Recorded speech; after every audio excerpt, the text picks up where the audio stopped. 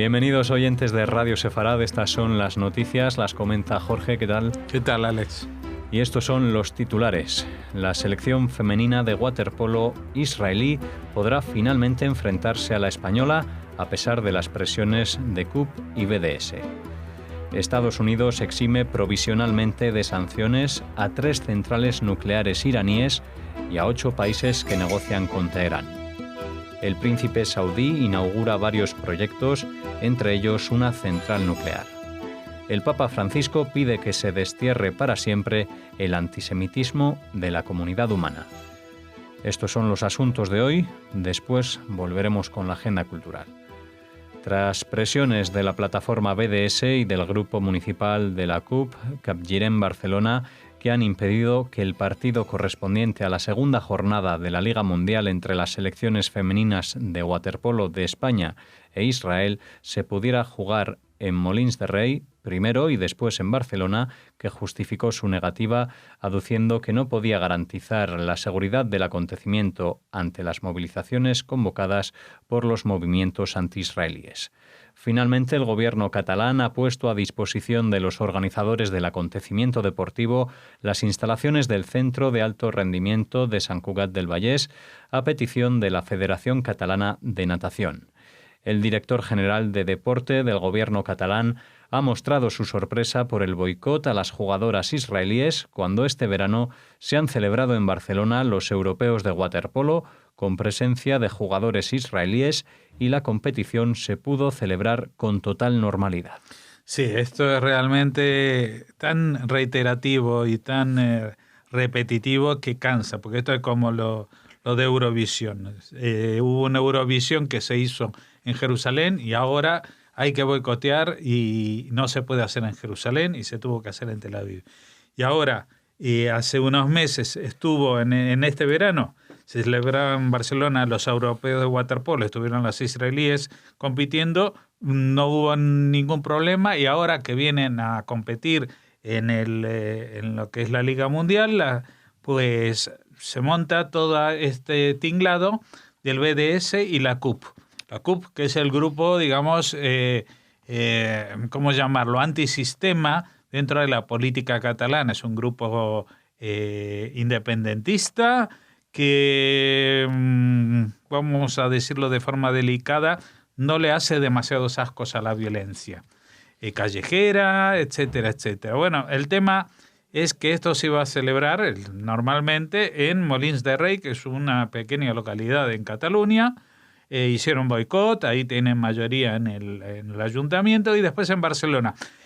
Y en Barcelona tampoco se pudo celebrar, y ahora mismo a estas horas que estamos hablando, pues se está celebrando, pero a puerta cerrada, en un centro de alto rendimiento en Sant Cugat del Vallès, que es una de estas instalaciones que se montaron de cara a las Olimpiadas que se celebraron en Barcelona en el año 92.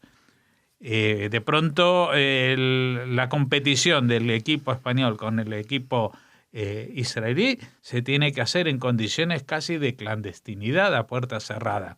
Yo de aquí hago mi convocatoria a que si ese es el problema, pues no se escoja a seguir compitiendo en Cataluña en estos partidos internacionales, porque si van a tener ese problema, pues yo creo que es lo que hay que hacer, hay que castigar, especialmente porque en Molins de Rei no sé qué es lo que pasa, es una pequeña localidad y seguramente las presiones de un partido organizado a nivel de toda la autonomía catalana fue una presión grande.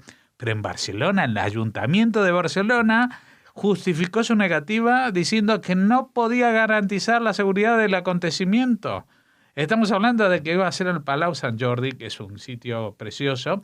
No podía garantizar porque ¿quién estaba? El ejército de Napoleón a las puertas. Pero qué vergüenza, no tiene vergüenza la señora alcaldesa de Barcelona, que por otra parte, cada vez que ve los resultados o las estadísticas del turismo israelí en la ciudad de Barcelona, pues se le hace la boca pesicola. Pero cuando se trata de recibir a representantes israelíes, dice, no, nosotros es que no podemos, es un tema de seguridad, imagínate, tienen que desplegar tanques y aviones de combate. Pero qué vergüenza no tienen vergüenza, porque que la CUP, que es un grupo extremista, violento y todo lo que tú quieras, haga estas historias, uno se lo puede esperar.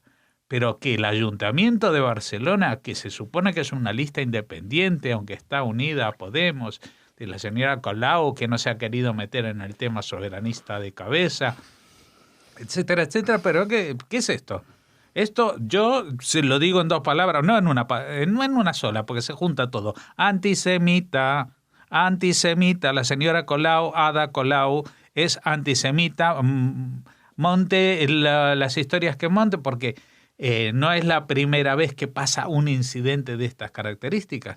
También ella ha invitado y ha recibido con todos los honores a una terrorista palestina como Leila Khaled, cuando viene a un festival de literatura, ya me dirás tú, esta señora que participó en el secuestro de aviones en los años 70, 80, que pertenece al Frente de Liberación del Pueblo de Palestina, que es una posición dentro de lo que es el organigrama, o llámalo como lo quieras, de las organizaciones palestinas, que está a la izquierda de Abu Mazen, y que siempre han recurrido a la violencia y han protagonizado muchos secuestros de aviones y muchos también con muertos.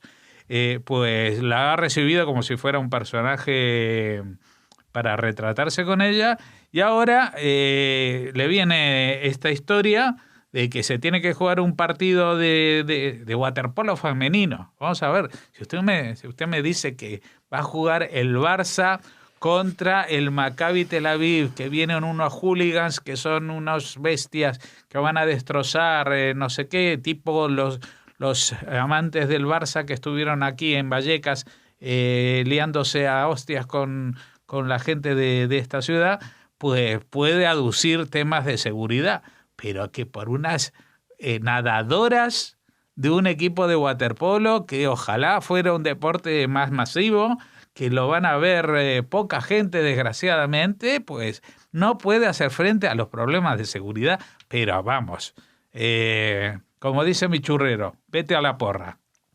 El gobierno de Estados Unidos eximió de sanciones a 3 centrales nucleares iraníes para que puedan seguir operando como hasta ahora, pero avisó de que estarán bajo el más estricto escrutinio con el fin de evitar el desarrollo de una bomba nuclear. Estas son las de Arak, en el centro de Irán, Bushehr, en el sur, y Fordow, cerca de la ciudad de Qom, y que fue construida bajo tierra para protegerse de cualquier ataque militar. Las sanciones que volvió a imponer esta semana Estados Unidos afectan a la venta de petróleo iraní, las transacciones financieras con su banco central y el sector portuario del país, aunque contempla exenciones para 8 países: China, India, Italia, Grecia, Japón, Corea del Sur, Taiwán y Turquía. Sí, ayer dábamos la noticia de que la aplicación de las sanciones se iba a tener excepciones en 8 territorios, así lo habían llamado, ya sabemos los nombres, habíamos adelantado los de China y Japón, pero también se suman otros nombres importantes como India, Italia, Japón, Corea del Sur, Taiwán y Turquía. Es una mezcla muy rara de países, porque los hay mediterráneos y del sudeste asiático, más o menos, ¿no? Esos son, supongo yo que son países que hasta ahora tenían o dependían del suministro de petróleo iraní y que necesitan renegociar sus fuentes para poder, digamos, adaptarse a las exigencias de Estados Unidos.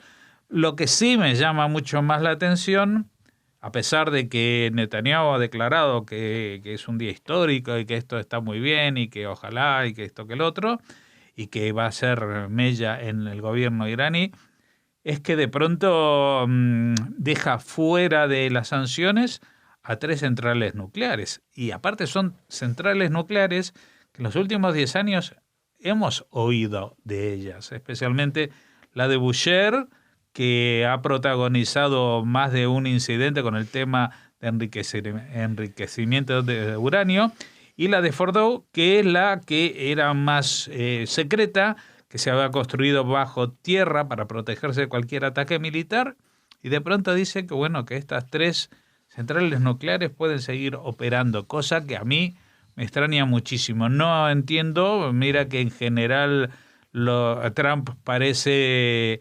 demasiado transparente y brutalmente transparente sus intenciones, pero en este tema del boicot y las sanciones al gobierno de Irán, pues no entiendo muy bien por qué justamente, aunque les cierre el grifo de lo económico, pues les permite seguir con el tema de las centrales nucleares, porque si dice que estas centrales nucleares no están utilizando de manera fraudulenta los términos del acuerdo del 2015, entonces ¿para qué se fue?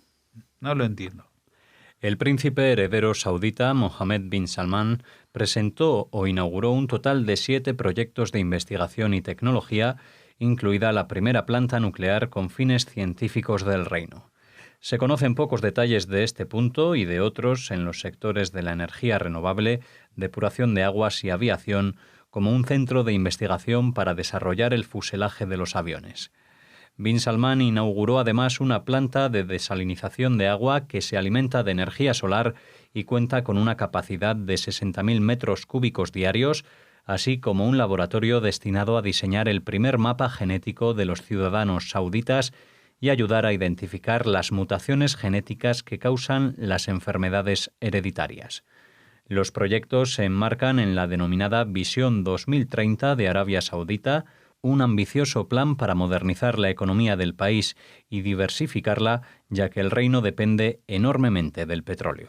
Bueno, reaparece Mohammed bin Salman a pesar de todos los incidentes y cuánto se le ha mentado en el tema del periodista Jamal Khashoggi, y aparece inaugurando unos proyectos, la mayoría de ellos así muy, muy majos, una planta de desalinización de agua con energía solar, el mapa genético de los ciudadanos sauditas, que creo que es un proyecto pionero o puntero en el sentido de que no tengo entendido que no hay ningún otro país que lo vaya a desarrollar a nivel nacional, un mapa genético de esa escala, Pero ahí se nos cuela entre los 7 proyectos la primera planta nuclear con fines científicos. Y lo de los fines científicos, las plantas nucleares, a mí ya me suena muy conocido, muy manido, y aparte muy vinculado a la noticia anterior, porque Irán también lo hace con fines científicos. Todo el mundo tiene plantas nucleares solamente para saber más y avanzar en la ciencia. Y a mí esto ya me pone un poquito los pelos de punta, porque los 2 grandes enemigos de la zona, que son Arabia Saudita y Irán, son los principales países que se odian a muerte en este mundo hoy en día. Es decir, Estados Unidos contra Rusia puede tener muchas historias más o menos soterradas. Israel y los palestinos mantienen unos ataques mutuos tensos ahí en la frontera de Gaza, etcétera, etcétera. Pero si hay alguien que realmente se odia, se matarían y se aniquilarían unos a otros, son los iraníes y los saudíes. Y como los iraníes ahora se supone que están sometidos a un control más o menos exhaustivo gracias a este acuerdo de 2015, en el cual Estados Unidos no se fía, pero les deja seguir actuando y desarrollándolo, pues Arabia Saudí de pronto también entre estas 7 innovaciones tenemos una planta nuclear. Yo siempre me pregunto y sospecho, a ver, los países que tienen tanta abundancia de fuentes energéticas, aunque sean renovables o no renovables, no sé, ya me confundo ya a estas alturas del partido. Bueno, los países petrolíferos, que de pronto necesitan energía nuclear, ¿por qué no la necesitan? ¿Para qué investigan? Porque la ciencia lo necesita. Pues lo podrían investigar las universidades, pero no plantas nucleares controladas por los gobiernos directamente y no por las universidades. Esto no es investigación científica y que no se lo cuenten a nadie. Así que Mohammed bin Salman, estás bajando muchos puntos, por lo menos en mi rating personal, después de lo de Khashoggi y ahora con una planta nuclear con fines científicos. El Papa Francisco aseguró que sigue habiendo actitudes antisemitas y pidió que se destierre para siempre el antisemitismo de la comunidad humana. Lo hizo en la primera visita al pontífice de rabinos de comunidades del Cáucaso, los llamados judíos de las montañas. Francisco recordó la conmemoración del Holocausto durante su reciente viaje a Vilna, Lituania, así como el 75 aniversario de la redada en el gueto de Roma el 16 de octubre y los 80 años de la Noche de los Cristales, el 9 de noviembre. Sin una memoria viva no habrá futuro porque, si no aprendemos de las páginas más negras de la historia a recaer en los mismos errores, la dignidad humana será letra muerta, agregó. Y aseguró que la libertad religiosa es un bien superior que debe ser defendido, un derecho humano fundamental y baluarte en contra de las pretensiones totalitarias. Sí, bueno, el mensaje está bien que lo diga, pero me parece muy descafeinado. Pedir que se destierre para siempre el antisemitismo, pues esto lo puede pedir, ¿qué quiere que te diga? Cualquiera. El tema es qué va a hacer el Papa Francisco, qué iniciativas va a poner en marcha dentro de la comunidad católica que él controla en todo el mundo, para que por lo menos en su zona de influencia se destierre para siempre el antisemitismo de la comunidad humana, porque el problema del antisemitismo no es solamente en los países árabes, ni es solamente en los países con mayoría protestante. Hay antisemitismo en todas partes, también en los países de mayoría católica, apostólica y romana. Y esto lo dice, lo repite, pero como digo, sin una iniciativa real, pues estos son palabras bastante huecas. Dice, sin una memoria viva no habrá futuro y que esto que lo otro. Y agrega que la libertad religiosa es un bien superior, vale. Pero no hay que recordarle al Papa Francisco, porque siendo argentino conoce muy bien lo que son los judíos, que no, el tema del antisemitismo no es un problema especialmente relacionado con la libertad religiosa.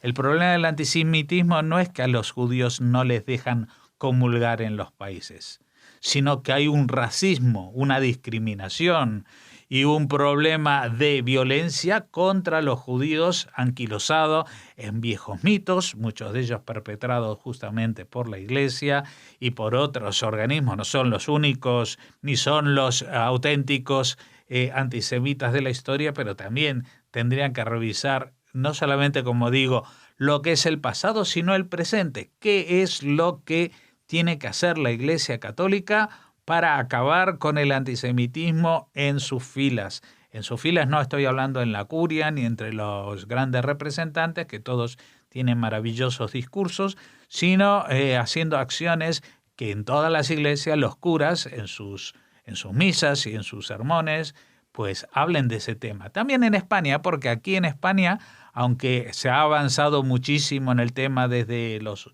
tiempos oscuros de no hace mucho, desde el nacionalcatolicismo, ese odio visceral y esa mancomunión maligna entre la conspiración judeo-masónica, pues otra vez el tema no es, y lo sabe bien el Papa Francisco, no es la libertad religiosa, que es un derecho, un bien y todo perfecto, sino que es la libertad para las personas.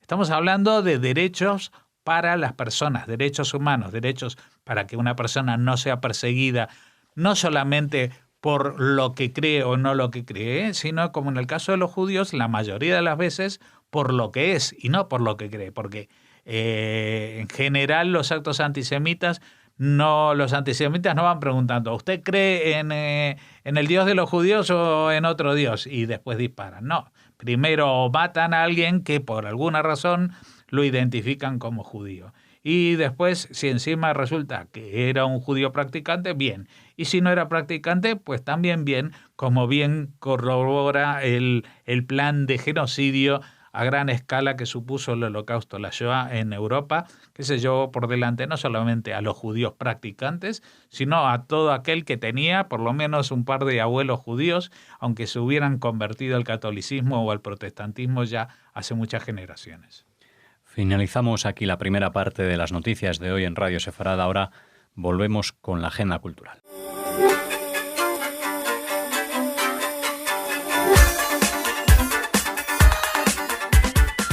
Empezamos la segunda parte de las noticias. Hola Raquel. Hola Alex, hola a todos.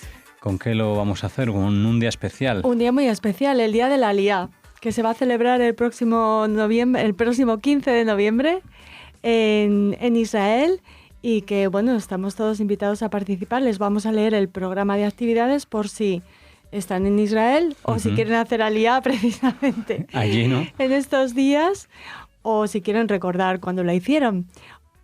Bueno, hay muchas causas, motivos para acercarse a este día que celebra el Museo del Pueblo Judío en Beit Hatfutzot.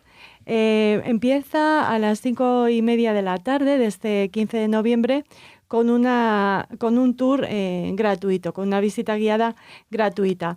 A las 5:30 de la tarde se ofrecerá en ruso, a las 6 en francés y a las 6:30 en castellano y en un hebreo comprensible. Y si bueno, más tardíos en castellano siempre, ¿no? Y en inglés también, a las 6:30 de la tarde. A las de 5 a 6:30 también se hablará de héroes y pioneros del pueblo judío. Es una exposición creada sobre todo para niños y familias. A las 8 tendremos el programa ¿Por qué? Que son historias verdaderas que han surgido, que llegan desde Israel. Se hace en colaboración con TLV1 y se presenta, pues eso, historias verdaderas de vidas de israelíes y cómo, bueno, quieren compartir pues esos momentos, pone en la nota de prensa, de gracia y trascendencia. Son historias divertidas que rompen el corazón también sobre las experiencias de los olín, de los inmigrantes, de los que hacen aliyá a Israel. Es una actividad en inglés. Y después la exposición de la que les hemos hablado, la de héroes y pioneros del pueblo judío, también se ofrece, hay que inscribirse previamente.